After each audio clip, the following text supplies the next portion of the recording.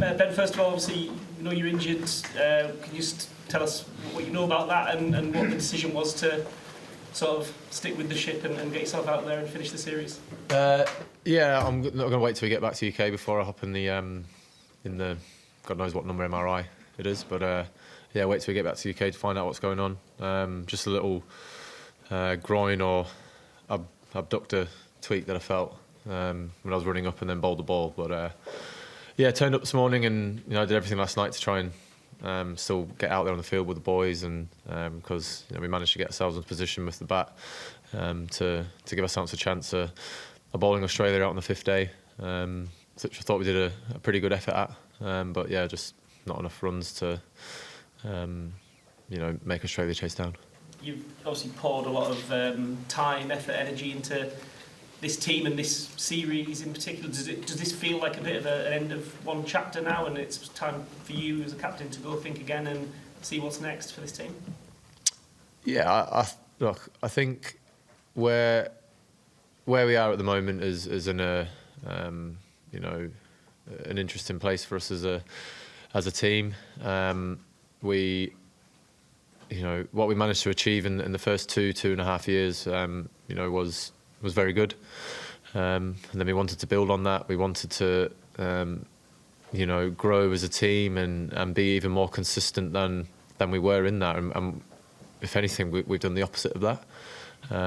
We've started losing more. We've not won the big series that we want to be winning. And when a trend is happening on a consistent basis in the way that you don't want it to happen, then that's when you do need to go back and go look at the drawing board and make some adjustments that you think is going to get us back on the path of success again. And when you look at that trend of, say, over 12 months, that kind of coincides with Brendan taking the white ball job, Harry becomes white ball captain, a couple of your players move across formats. Is that something that might want looking at? Did the sort of laser focus on the Test team work? I think to try and say multi-format players is a reason that we've had this sort of decline in performances. I think it's maybe a little bit too much detail to look into. They're all very, very good cricketers, and there's a lot of people who are multi-format players all around the world, not just in England. But it does make it a little bit tougher with how much cricket some of the guys are playing across formats. Definitely, even after this, I think a few guys have got 5-6 days or something at home before they jet off again. So it is a very tough position to be in at the moment as an all-format player. But I don't think the crossover between Baz being the coach of all three teams is a reason why we've not been as successful as we would have liked to have been. It's up to us with this time off between this series finishing and the series against New Zealand starting to really put some stuff in motion, and when we do get to New Zealand we hit the ground running and just start performing a lot better than what we have done. And we know you want to carry on as captain, but what does carrying on look like? Do you think that there's a period for sort of difficult conversations with players who've maybe not performed as you'd like them to this last 2 months, or different selection calls? Is carrying on but differently sort of on the table? Oh, I'm definitely keen as anything to carry on. I've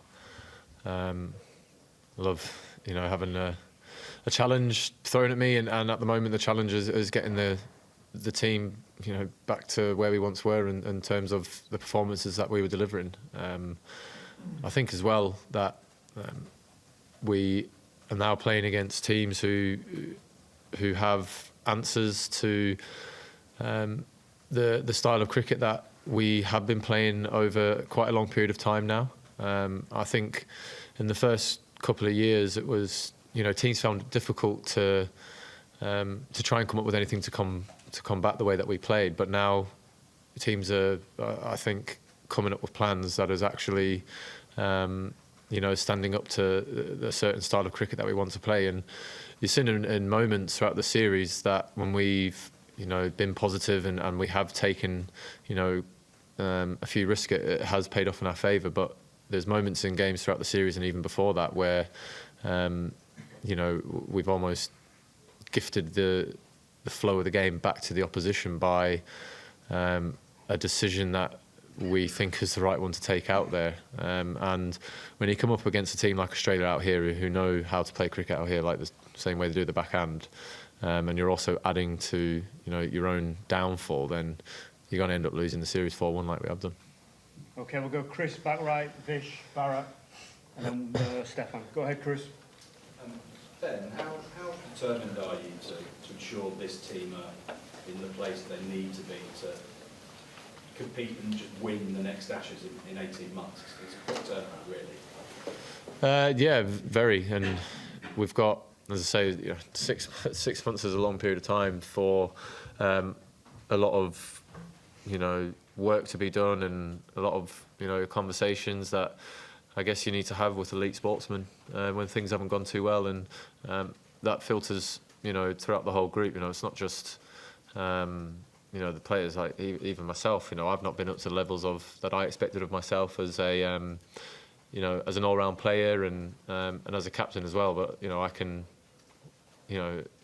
tell that to myself. There's nothing wrong with being truthful to yourself, and there's also nothing wrong with being truthful to your teammates as well. Because at the end of the day, what I want and what I care about is making sure that while I am in this job, that I'm doing everything that I possibly can to allow players to become as good as their talent is. And yeah, sometimes speaking the truth and maybe saying stuff that you don't want to hear or is sometimes the best thing. I've been told a lot of things over my career that I thought was a bit over the top, but I can look back on those moments, especially when I was a bit younger, and go, I was told that because that person genuinely wanted the best for me.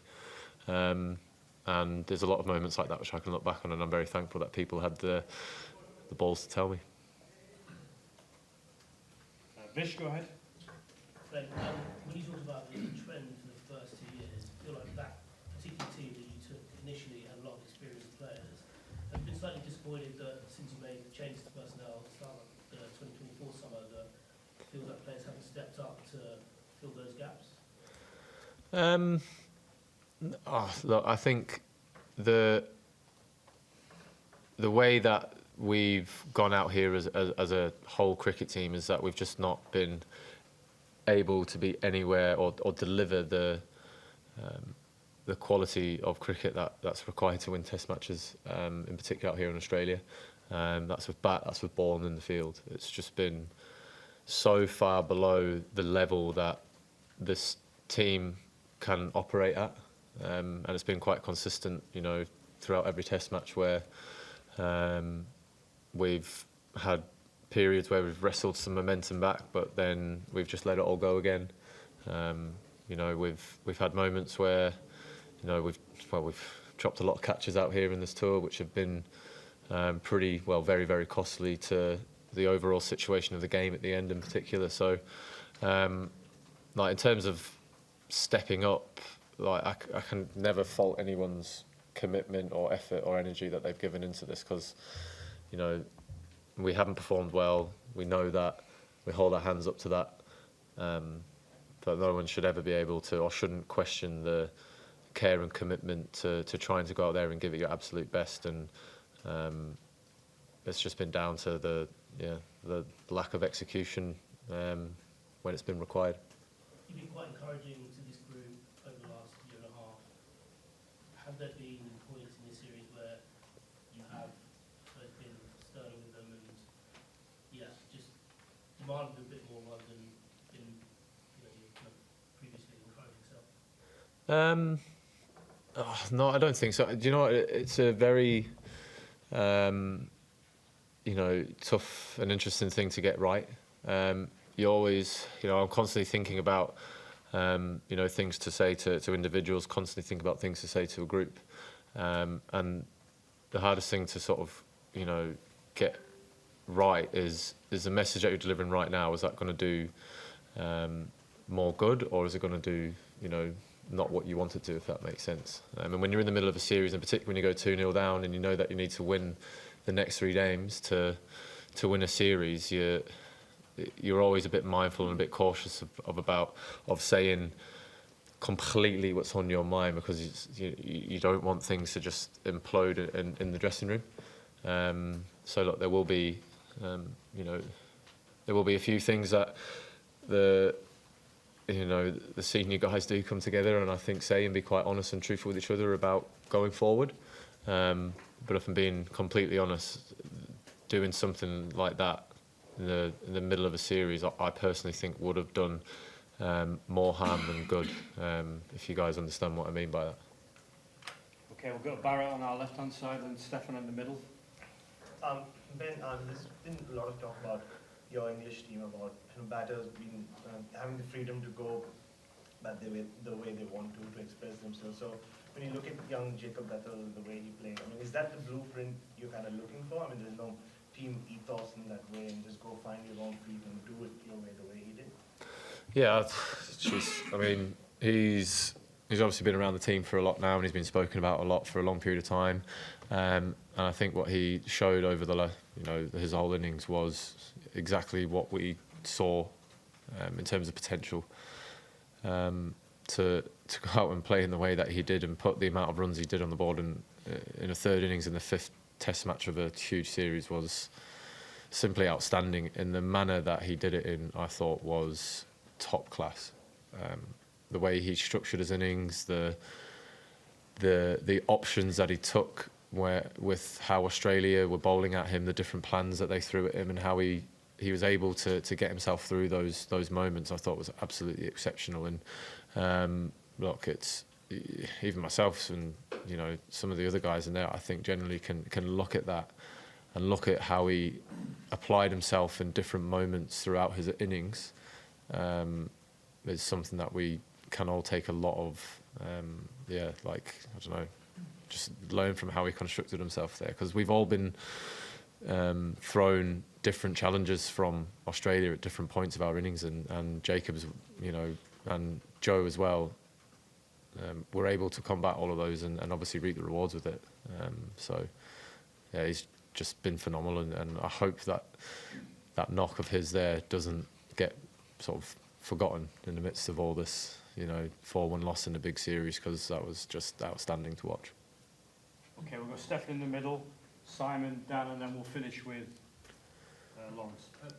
Brendan's been talking outside about TV and radio about how he wants to carry on, but if he's getting some feedback from the very top of the ECB that he doesn't want to be told what to do, what's your opinion of getting input from the very top of the board about how this setup should move forward, and presumably you want your own say on that as well? Sorry, just say that one again. If Brendan is being given feedback from the very top of the ECB about how this setup should move forward, he's been told he doesn't want to be told what to do. He said to us he doesn't want to be told what to do. What's your opinion on the top of the ECB giving input on how the England team is run? And presumably you want your say on that as well. If he's been told, has he? Sorry. He said he doesn't want to be told what Right. to do. Sorry, I was trying to say, I didn't think if you were trying to say that he has been told. Yeah. Right, but so if he has been told. He says he doesn't want to be told what to do. Right, okay, sorry. Sorry, yes. Look, it's a different place being in the dressing room to being outside of the dressing room. And, when we've got unbelievable resources within English cricket and the ECB as a whole, but the dressing room it's a different beast, and it comes with different pressures, and it comes with different responsibilities, because you've got the players to look after, and we also don't have to deal with any of the stuff outside of this, like the people who sit above us do. We don't understand that world. But look, me and Brendan, we know how to run a dressing room. We know how to, try and give the lads the best possible chance of being as good as they can be. So yeah, I guess it's a fine line in terms of that kind of stuff, where you've got, Brendan as coach, myself as captain, and then the other guys who sort of look after the other bits away from the cricket. Everyone's got an opinion how things should be run and kind of stuff like that. So it is always tough. But yeah, I would never try and tell someone who runs a huge business what they should do, because I ain't got any expertise in that whatsoever. When you're talking about the difference between the results in the first bit of your captaincy compared to the second bit, in that first half you had some very experienced players in the dressing room, Broad, Anderson, Johnny Bairstow, Chris Wokes has retired recently as well. How's that changed the dynamic from you as a leader? And in the past, when things weren't going wrong, could you maybe let those guys who are more experienced work it out for themselves? And do some of these younger guys at the minute, when times have got tough, if they needed a bit more, I don't know, leading or coaxing, is that hard on you? Yeah, look, obviously, not having the experience like Jimmy, Brody, and Wokesy around, it's experience is something you can't buy. It's always earned, and you don't get experience without playing and being exposed to different situations, good and bad. And look, this team, has an opportunity to really progress, and the guys within that dressing room, I still believe, are the ones to do that. The squad that we brought out here are, in my opinion, the best players in England, and it's up to me, it's up to Brendan, it's up to the coaches, and it's also up to themselves to get even better than what they currently are. That's I still believe that dressing room is full of the best players within England, but there needs to be a bit more work put into allowing them to be even better than they currently are. So one each for the last three: Simon, Dan Bretton, and finish with Lawrence. Some of the most successful England sides have had a captain who has a warrior in their team, so both of them, or a Flintoff, for instance. You are the captain and the warrior so often.